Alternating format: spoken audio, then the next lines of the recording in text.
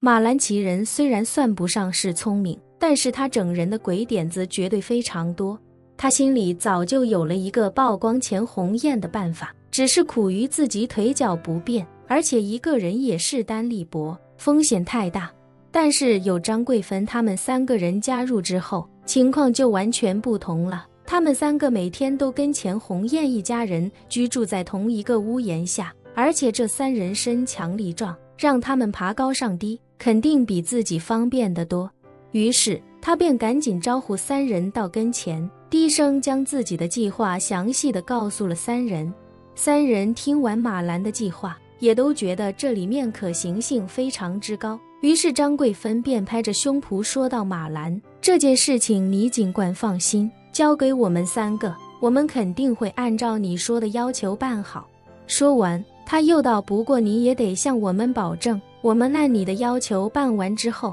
你也一定得按照你说的把那个钱红艳扳倒。马兰不假思索地说道：桂芬，这个你尽管放心，全世界没有任何一个人比我盼着他赶紧倒下，我肯定会拼尽全力去扳倒他。张桂芬满意地点了点头，随后开口道：那我们现在就回去开始操办了，有什么进展我们第一时间通知你。对了，你给我留个联系方式，我记一下你的手机号。马兰连忙一脸热情地说道：哎呦桂芬，咱俩直接加个微信呗，大家都是邻居，以后低头不见抬头见的，加个微信也方便吗？张桂芬皱了皱眉，有些警惕地说道：加微信就不必了吧，有电话号码，随时有情况随时打电话就是了。马兰一脸感慨地说道：哎呀桂芬，我知道你对我这个人一直都有很大的成见，但是你想过没有，你之所以恨我，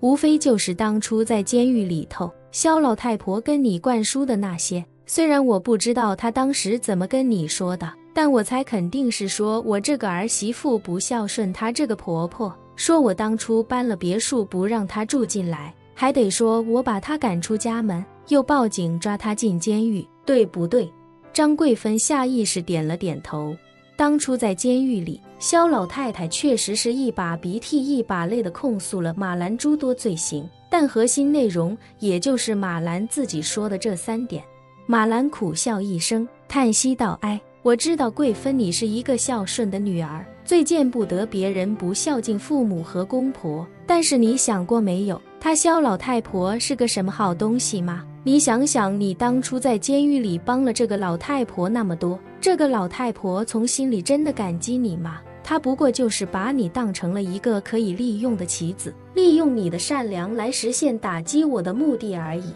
但她骨子里根本就瞧不起你，这一点我相信你跟她同住一套房子这么久，应该有所察觉吧。马兰的话正说中了张桂芬的心头伤。马兰见他表情不对，便继续趁热打铁道：所以你现在再回过头来想一想，就这种老太婆，让我怎么孝敬她？我跟她井水不犯河水，她都要跑来我家鸠占鹊巢。我要是让她住进我们家来，那用不了多久，她就会反过来把我给赶出去的。张桂芬听完这话，心里也觉得马兰说的有道理。实际与萧老太婆相处下来，她也意识到这个老太婆确实不是什么省油的灯，也确实不是什么善男信女，换作自己是她的儿媳妇，自己也不可能孝敬她。如此想来，张桂芬在看眼前的马兰，忽然发现她的面目也没有那么的可憎了。再想到自己当初在监狱里也是完全被那老太婆欺骗利用，她心里更是觉得不忿，于是也自然而然地将马兰视为了自己的盟友。于是他掏出手机对马兰说道：来马兰，咱俩加个微信好友吧。马兰自然受宠若惊，连忙说道：好好好，我扫你。张桂芬又对身边2个姐妹说道：你们也加马兰一个好友吧，以后有什么事情沟通起来也方便些。马兰不假思索地说道：那这真是太好了，我马上就拉个群，把咱们4个人都拉进去，以后有任何风吹草动，咱们都在群里互通有无。很快，随着一个名为消灭钱红艳为社会除害的微信群的诞生，4人立刻开始了分头行动。马兰拄着拐回了家，张桂芬三人则立刻往自己居住的别墅走去。来到别墅楼下，张桂芬抬头看了看2楼的房间，低声对另外2人说道：“他们果然把窗户和门都关上了。一会儿我爬上他们2楼的阳台，看看能不能从外面拍到什么。不过咱们这的窗户隔音特别好，就算我能拍到什么，估计也录不了音。你们去他们房间门口，把手机的耳机插上，把那个麦克风塞到门缝下面，去录他们在里面的声音。回头把这些都发给马兰，他说他会用手机把画面和声音导顾到一起。”“好的，桂芬姐。”2人异口同声地答应下来，随后便赶忙开始了行动。此时2楼的卧室内，钱红艳还正在直播。她今晚准备了10款产品，眼下已经讲到了最后一个。由于今天不是周末，流量不算大，所以钱红艳也打算早早下播休息。别看她每天直播不过2-3个小时，但是这2-3个小时几乎都要一刻不停地说话，神经和注意力还要一直绷着，千万别出错，别露出破绽。所以一场直播下来，人还是非常疲惫的，所以他也盼着赶紧讲完，赶紧下播休息。此时他并不知道，身体健硕的张桂芬已经从3楼露台爬了下来，来到了2楼房间的露台上。2楼卧室的窗帘虽然拉得很严实，但推拉门的纱帘中间偏下方露出了一个到 V 字形的空缺。对手机摄像头来说，只要贴得足够近，哪怕只有一个手指头粗细的窟窿眼儿，也足够拍到里面的全貌了。几分钟后，钱红艳终于播完了最后一款产品。当直播间的家人们将所有的库存一抢而空之后，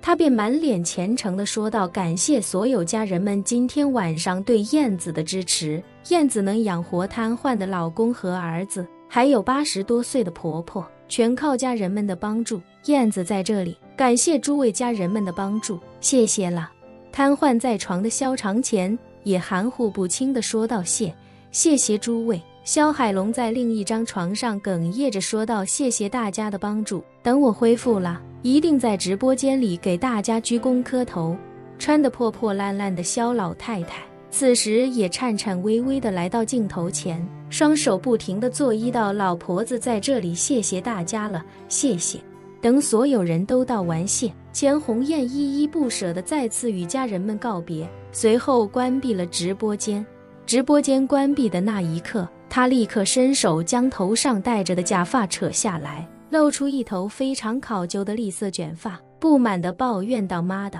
这破头套也太他妈热了。”萧海龙忙道：“妈，你说你没事烫啥头发啊？烫就算了，你还染色，万一让人看出来不就麻烦了吗？”钱红艳怒斥道：“你懂个屁！你妈我现在好歹也几千万身家的，我出门不要脸面的吗？你总不能让我开着奔驰大 G 整得跟叫花子似的吧？再说了，现在直播间越来越火，观众越来越多，我出门的时候一定得想办法变装，真人跟直播时的差异越大越好，不然万一在外面被直播间的观众发现了怎么办？”本期视频结束，欢迎订阅我的频道，这样就不会错过精彩内容。